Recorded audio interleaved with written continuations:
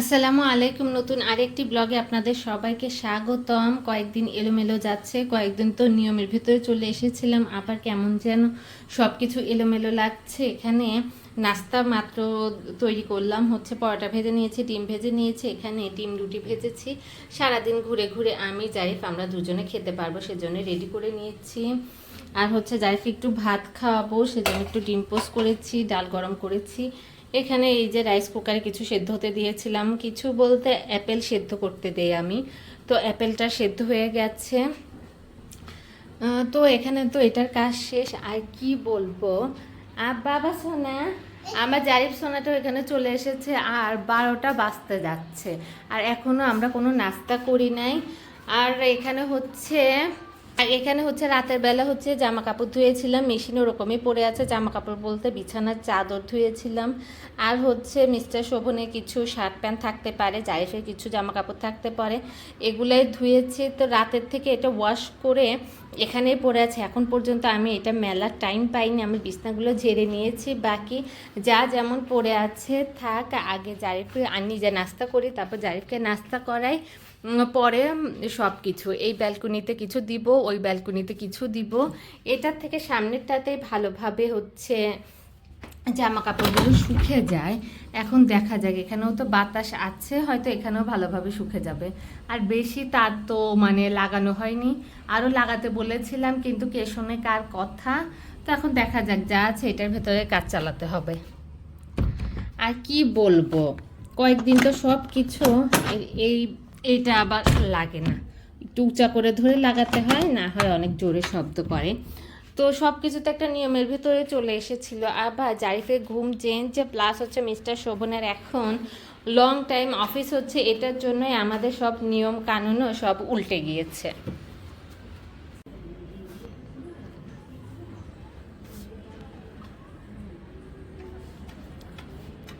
এই হচ্ছে আজকের বাহিরের ওয়েদার, কখনো রোদ উঠছে, কখনো এরকম ছায়া ছায়া পড়ে আছে। এই ওয়েদার আমার খুবই ভালো লাগে। আমি এখানে পাপা বলো জি, করতে করতে আসছে। তো এই তো কিছুক্ষণ আগে দুইবার একটু দোলনাতে ঝুলুনি দিয়ে নিলাম, ভালোই লাগে। এই ওয়েদারটা সুন্দর, সাথে যদি একটু বাতাস হতো তাহলে তো আর কোনো কমতি থাকতো না। যাই হোক, না বাতাসের কথা শুনে আবার ওইদিকে একটু বাতাস শুরু হচ্ছিল। তো এখানে কিছু শুকনো জামা কাপড় আছে, এগুলো এখন সরিয়ে এখন যে ওয়াশিং মেশিনে ধোয়া জামা কাপড়গুলো রয়েছে সেগুলো দিয়ে দিই। সোনা বাচ্চা, আর এখন 12:30 বাজে, আর জারিফ সোনাটাকে আমি নাস্তা করিয়ে দিয়েছি, ও খেলেই হবে, আমার নাস্তা পড়ে আছে, আমি নাস্তা করব।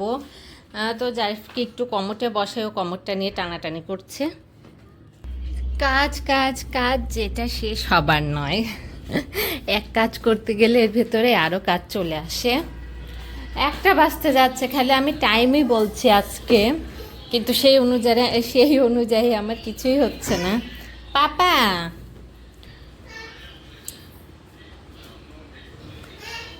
হ্যাঁ, তাহলে এগুলো এখন মেলে দিয়ে তারপরে আমার নাস্তাটা করে নিব। কি হয়েছে পাপা?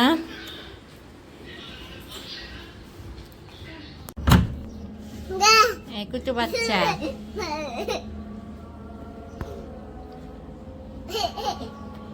এখন জোহরের আজান দিচ্ছে, আর সব এদিকে মেলে দিয়েছি, ওই বারান্দায় শুধু একটা চাদর দিয়ে দিয়েছি। জারিফ এদিকে খেলা করছে, আর ওইদিকে আম পাড়ছে, গাছে উঠে বড় বাঁশ দিয়ে আম পাড়া হচ্ছে। বাবা এসো। ওইদিকে হচ্ছে জারিফের এই ঘরের যে একটা বিছানা চাদর ছিল, ছিঁড়ে গিয়েছিল, পুরাতন চাদর, তো ওইটা এখানে দিয়ে দিয়েছি।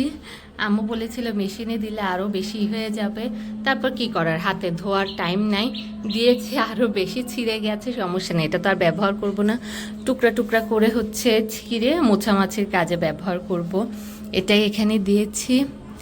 আর এই তো এই পরিবেশ, আজান দিচ্ছে, আর কি বলবো, এটা লাগিয়ে দিই। আর কয়দিন হচ্ছে জারিফের পাপাকে আমি ঠিকমতো সকালে নাস্তাটা দিতে পারছি না, একদিন দিই তো পরের দিন দিতে পারি না, ইচ্ছা করে না। ওনার যখন উঠে রেডি হয়, কাল রাতে কলা এনেছে, কলাগুলো কেমন, তো এই হচ্ছে আমারটা এই পড়ে আছে, এখন খেয়ে নেই। তো হচ্ছে ওনাকে ঠিক মতো আমি নাস্তা দিতে পারছি না। মানে ওই ওই টাইমে জারিফ একটু জেগে যায়, ওর পাশে আমার শুতে হয়, না হলে পরে ও হচ্ছে উঠে, ঠিক আছে উঠে স্বাভাবিকভাবে উঠলে পরে তো সমস্যা নেই, কিন্তু ওই যে ঘুম পুরা না হলে বাচ্চারা আরও খিটখিটে হয়ে যায়, মানে অনেক বিরক্ত করে, সেজন্য ওই টাইমে আমি উঠতে পারি না। ওনাকে বলে সব রেডি আছে, তুমি হচ্ছে একটু মানে রেডিমেড পরোটা থাকে, রুটি থাকে, একটু ভেজে খেয়ে নাও, একটা ডিম পোস্ট করে খেয়ে নাও, কিন্তু করে। তারপরে ওই যে ওটাই মানে বউ থাকা অবস্থায় করতে তো তাদের ইচ্ছে করে না, খুবই বিরক্ত লাগে, এই হচ্ছে ব্যাপার। তো ভাবছি যে এমনিও 5টার সময় আমার ঘুম ভেঙে যায়, যদি একটা না আমি একটা ঘুম দেই, তখন রাতে হচ্ছে এই ঘরটা আমি হচ্ছে গুছিয়েছিলাম না, তো 5টার সময় ঘুম ভেঙে গিয়েছে, দেখি চারিদিকে পরিষ্কার, 5টার সময় একদম পরিষ্কার হয়ে যায়। তো তখন আমি এই ঘরটা সব গোছ গাছ করে ওর খেলনাগুলো সব তুলে রেখেছিলাম। তো এরপরে ভেবেছিলাম যে নাস্তাটা আমি রেডি করে রাখবো কিনা, কারণ তখন জারিফ একটু গভীর ঘুমেছিল। আবার ভাবলাম এত বেলায় করে রাখবো, ঠান্ডা হয়ে যাবে, কি করবে। তো এখন ভাবছি যে এখন থেকে তাই করে রাখবো, আমার যখন ঘুম ভাঙবে আর যদি ভাবি যে জারিফ হচ্ছে একটু গভীর ঘুমে আছে, তো পরোটা ভাজি, রুটি ভাজি বা যেটাই করি করে হটপটে রেখে দেবো, উঠে খেয়ে নেবে। এছাড়া আর কোনো উপায় দেখছি না। তাহলে আজান দিচ্ছে, তারপর আমি কথা বলেই যাচ্ছি। তাহলে ঠিক আছে, এখন যাই, যে আমি একটু নাস্তাটা করে নিই। ডিম ভাজি আছে একটা মিষ্টি নেই, মিষ্টি শেষের দিকে, এই মিষ্টিটা আমি খেয়েছি, জাইফের পাপা এই মিষ্টি এত পছন্দ করে না, সেই জন্য সকালের নাস্তাতেও ওনাকে এটা মানে নিতে বললেও উনি নেয় না। তাহলে ঠিক আছে, এদিকে আমি গাজর আর আলু দিয়ে একটা ভাজি করে নিয়েছি, দরকার ছিল না, চলে যেত, তারপরও ওই যে মনে হয় দেখি কিছু একটা করে রাখি, পরে যদি আবার করতেই হয়, এটা ভেবে আসলে করে রাখা। তো হয়ে গেছে, একটু পোড়া পোড়া করে ভাজবো সেজন্য, আর এমনি ফ্রাই প্যান একটু লেগেও গেছে, সমস্যা নেই। তো ভাজিটা হয়ে গেছে, আর রাইস কুকারে ভাতও চড়িয়ে দিয়েছি। এখন কিছু পেঁয়াজ কেটে রাখবো, পেঁয়াজ কেটে কুচি কুচি করে এই বক্সে রেখে দেবো। জারিফ এখন টিভির ঘরে টিভি দেখছে আর চিপস খাচ্ছে, আর র্যাকের ভেতরে হচ্ছে অনেকগুলো চিপস আছে, এখন আবার চিপসের প্যাকেট চিনে ফেলেছে, এটা নিয়ে এসে আমাকে বারবার বলতেছে এইটা এইটা।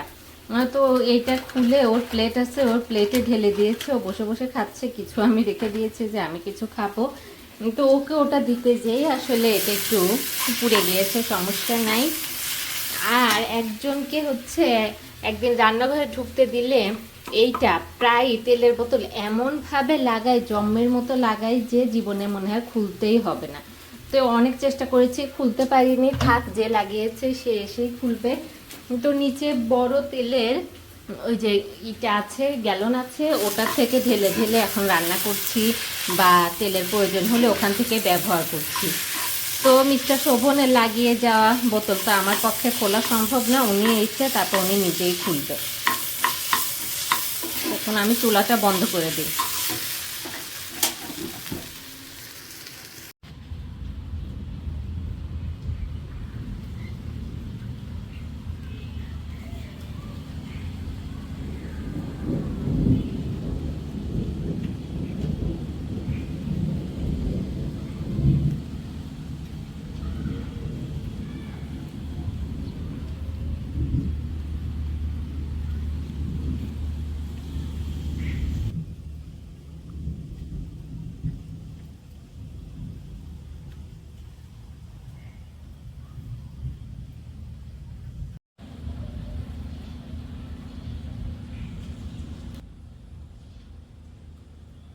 কি আর বলবো, আমি যখনই কিছু বলতে যাই, ব্লগ করতে যাই, তখনই ক্যামেরাটা কিভাবে আমার বন্ধ হয়ে যায় আমি কিছুই বুঝতে পারি না।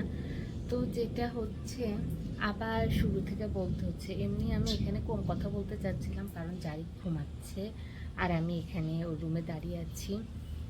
কারেন্ট তো বৃষ্টি শুরু হবার আগে কারেন্ট চলে গিয়েছিল, আমি এখন দেখছি যে ক্যামেরাটা চলছে কিনা, কারণ উপর একটা মানে টাইম ওঠে, তো ওইটা আমি বারবার দেখছি। তো যেটা বলছিলাম হচ্ছে, বৃষ্টি শুরু হবার আগে কারেন্ট চলে গিয়েছিল, তখন আমি ঘর মুছছিলাম, ঝটপট হচ্ছে অন্ধকারের ভেতরে ঘর মুছে, তারপর জারিফ যেহেতু ক্লান্ত ছিল, অনেক খেলাধুলা করেছিল, সেজন্য হচ্ছে ওর কানের কাছে একটা কাপড় দিয়ে, এরপরে কারেন্ট চলে গেছে, চার্জার ফ্যান চালিয়ে তারপর ঘরে লাইটও দিয়েছিলাম, কারণ চারদিকে অন্ধকার করে বৃষ্টি এসেছিল। তো চার্জার লাইটটা এখন বন্ধ করে রেখেছি, কারণ এই যে দরজা জানালা খুলে দিয়েছে, মানে মাগরিবের আগ পর্যন্ত থাকুক এইভাবে, মানে আলো যতক্ষণ আছে ততক্ষণ লাইট ছাড়া থাকুক, কারণ রাতেই তো মেন লাইটটা লাগবে, আলো লাগবে। তো এই হচ্ছে ব্যাপার। তো শুধু বৃষ্টি না, গুরুম গুরুম করে ডাক পড়া, কি আর বলবো। আর আপার আশায় ছিলাম যে যেদিন বন্ধ হবে সেই দিন উনি জাইফের সাথে থাকবে, আমি একটু আমার হচ্ছে চুলে তেল নেব বা শ্যাম্পু করবো, একটু লং গোসল থাকলে পরে তখন করে নিব, কিন্তু কি আর করা, উনি তো টাইমই পাচ্ছে না, ওনার আশায় থেকে তো আমার কিছু হচ্ছিল না, তাই আমি আজকে নিয়ে গোসল করে মানে তেল নিয়েছিলাম। তারপর আমি কনফিউশনে ছিলাম, আল্লাহ জানে আমার গোসলটা আটকাই যায় কি না, নাকি রাতের বেলা করতে হয়। তারপর আল্লাহর অশেষ রহমতে যে যাই ঘুমাচ্ছিল এই ফাঁকে আমি ঝটপট করে নিয়েছি। যাই হোক, আর এখন এখানে দাঁড়িয়ে আছে, কি আর বলবো, মানে একটু আগে খুবই খারাপ লাগছিল, মানে আমি একটু একটু করে মানে নিজেকে বোঝাচ্ছি, এটার সাথে মানিয়েই নিচ্ছি। তারপর কিছু কিছু সিচুয়েশন তৈরি হয়, আমার হাত লেগে যাচ্ছে, তারপরে কিছু কিছু সিচুয়েশন তৈরি হয় যে এই টাইমে খুবই খারাপ লাগে। কারণ এই তো আমাদের যে প্রাইভেট ফ্যাক্টরি মানে প্রাইভেট কোম্পানির জবগুলো, এগুলো তো এমনিতে বলে 8 ঘন্টার জব, কিন্তু সেই জায়গায় তো 12 ঘন্টা করাই, তার উপরে যদি এত কাজ দেয় যে পারলে ঘর সংসার বাদ দিয়ে রাত পর্যন্ত থেকে তোমরা কাজ করে যাও, কাজ উঠিয়ে যাও, এরকম একটা অবস্থা, কি আর বলবো। সারাদিন বাচ্চাকে নিয়ে থাকা যায়, এটা ওটা করে ব্যস্ততার ভেতরে থাকা যায়, কিন্তু এই সন্ধ্যার পরে তো নিজেরও মনে হয় কেউ আসুক, তার সাথে কথা বলি, মানে সে থাকুক, মানে ওই টাইমে তো আর দুইজন দুইজনকে কতই সঙ্গ দেব। তো এই হচ্ছে ব্যাপার। তো ওনার পাপার এই ঈদের আগে যে এত কাজ হবে, এটা যদি একটু ভালোভাবে প্রকাশ করতো তাহলে আমি অন্য প্ল্যান করতাম। কারণ এখানে প্রচুর, এর আগে যখন বাসা দেখতে এসেছিলাম তখন বলেছিল না একদমই কারেন্ট যায় না, আর এখানে আমরা আসার পর থেকে অনবরত কারেন্ট যাচ্ছে। তো এই এক তো হচ্ছে যে আশেপাশে আমার নিজস্ব কেউ নেই, যে খারাপ লাগলে তার কাছে চলে যাব বা তাকে ফোন দিব, সেই জায়গায় যদি কারেন্ট নেট এগুলোও এত ডিস্টার্ব করে তাহলে তো জীবন দুর্বিষয় হয়ে যায়। নিজে না হয় গরম গরম সহ্য করছি, কিন্তু বাচ্চাটা গরমে কিভাবে সহ্য করে, কারণ আর এমনিতেও ওর ঠান্ডার সমস্যা, বেশি ঘেমে গেলে পরে আর এক বিপদ। আর চার্জার ফ্যান, চার্জার লাইট এগুলোই বা কতক্ষণ সাথে থাকে। তো যাই হোক, ঘুমাচ্ছিল এই ফাঁকে আমি হচ্ছে ওর পাশে বসে বাটিতে করে অল্প একটু ভাত নিয়ে, আজকে হচ্ছে আলু ভাজি আর গাজর এটা ভাজি করেছে, ওইটা দিয়ে অল্প একটু খেয়ে নিয়েছে। আর কিছু বের করা বা হচ্ছে গরম করে খাওয়া এরকম কোনো ইচ্ছেই ছিল না, কারণ এই ভাতও খাওয়ার ইচ্ছা ছিল না। তারপর ভাবলাম বসে আছি, শুকনা খাবার খেয়ে নিই, তাই খেয়ে নিয়েছি আলহামদুলিল্লাহ।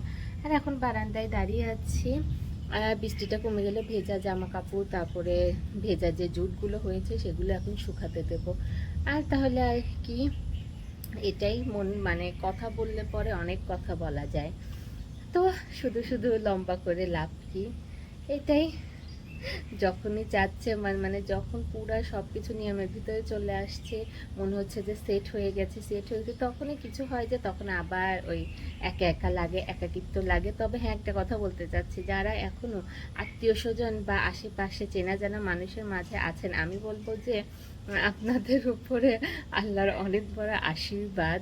আশেপাশে নিজেদের মানুষের এত যাতায়াত না হলেও বিপদে তো নিজেদের মানুষই আসে। তবে এখন সিচুয়েশন সম্পর্ক সব কিছুই হচ্ছে কি আর বলবো, আগের মতো নেই। তারপরও মনে একটা ভরসা যে না, আমার পাশে একজন আছে, কিছু হলে পরে আমি ওকে ডাক দিতে পারবো বা ও আসতে পারবে, এরকম হচ্ছে ব্যাপার। তাহলে ঠিক আছে, আজকের জন্য এ পর্যন্তই, দেখা হচ্ছে আবার আমাদের পরের ব্লগে। সবাই ভালো থাকবেন, সুস্থ থাকবেন, আল্লাহ হাফেজ।